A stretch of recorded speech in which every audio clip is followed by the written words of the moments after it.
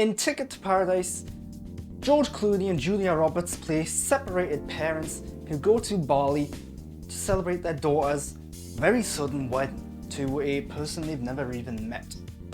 Along the way, they come to the decision that they have to stop this wedding at all costs because they think it's a bad idea. Ticket to Paradise is a very traditional, very competent, very familiar rom-com. If you like rom-coms, this is going to be one that you're going to enjoy. It does everything a rom-com should do.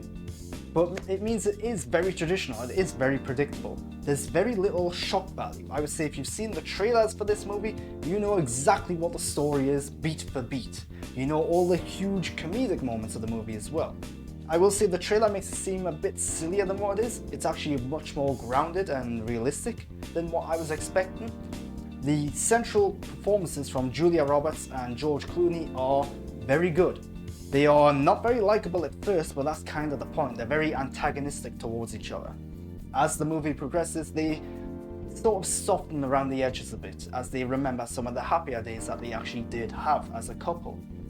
They are very good together, they've got great chemistry together, and they work well together. Hell, they've been a couple in several movies now at this point, and it shows. They must really get on in real life, I would assume. The rest of the cast is great, but they're not always given a lot to do. Billy Lord, for example, is there, often dishing out some one-liners or a little joke on the side, but beyond that, there's not much to her character, which is disappointing. Caitlin Dever is really good as their daughter, but again, she's off to the side focusing on getting married. She has a lot of the emotional elements of the movie. The movie does often feel like an excuse just for a bunch of big names and stars to gather in this big tropical exotic location. The film is very good looking, thanks to these locations and some great cinematography. There's a lot of sunsets and sunrises and beach shots and big landscape environments. It's very good looking, very well shot. I would even say the pacing and direction is really good as well. It's just a shame that the story is very traditional, with no real surprises there.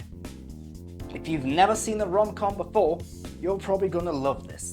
If you've ever seen a rom-com before, guess what? You've seen this film before already.